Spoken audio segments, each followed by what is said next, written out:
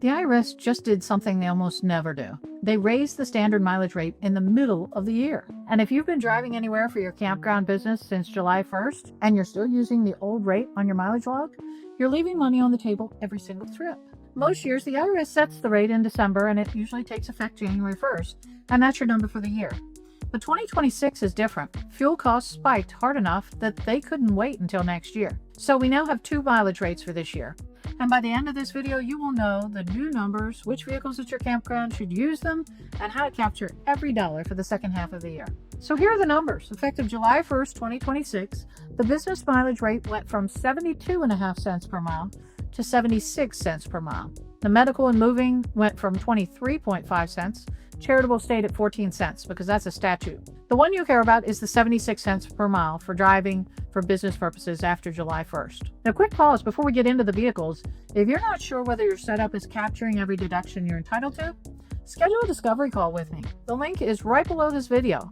This is exactly the kind of thing that we help sort out for family-owned campgrounds every week. Now, which vehicles use which methods? This is where I see the most mistakes. If the campground owns the vehicle, like the truck titled in the business name that you use for dump runs and hauling equipment, you're probably not using the mileage rate. You're using the actual expense rate. So gasoline, maintenance, repairs, insurance, depreciation, they're all deducted as your business use percentage, and that mileage rate never applied to that truck. But if you have a second vehicle that you use personally and also use for business trips, so say your own car that you take to the bank or a vendor meeting because the work truck was already out on a job, that is where the standard mileage rate lives. You deduct 76 cents per mile after July 1st. And yes, you need a business mileage log. The date, start, end, purpose, miles. If you get audited with that one, the IRS will disallow the entire deduction. I have seen it happen. Then there's the hybrid situation, and it's super common with campground owners. You own a truck personally, and sometimes it works for the campground.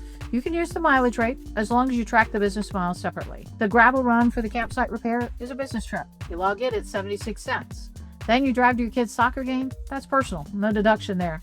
The mistake I see constantly is assuming that the whole truck is deductible because it does business work sometimes. Only the business miles count, and without a log, you can't prove it. So what does count? Supply runs in your personal vehicle, bank deposits, dropping documents off at the insurance agent, driving to scout a property that you might buy, picking up a camper for your rental inventory.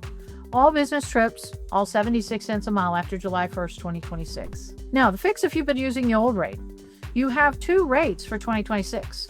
The first half of the year is still at 72.5 cents, but the second half will be at 76 cents. Most mileage apps will automatically update, but if you run a spreadsheet or a paper log, you may want to make sure you're getting the right rate. That can generate a pretty big difference, and we want to make sure we squeeze all the juice out of this. If your quarterly estimates were based on the old rate, don't panic. There's no penalty for that. When you file, you just use the correct rates and it all evens out. So here is your action item. Pull up your mileage log right now and make sure that every trip since July 1st is at 76 cents per mile. If you don't have a log, start one today. You can still reconstruct the year from your calendar entries and your receipts. And if you're thinking, I have no idea whether one truck should be mileage or actual expenses, schedule a discovery call with us using the link below. We'll look at your situation and tell you exactly what method saves you more and gets you set up correctly going forward.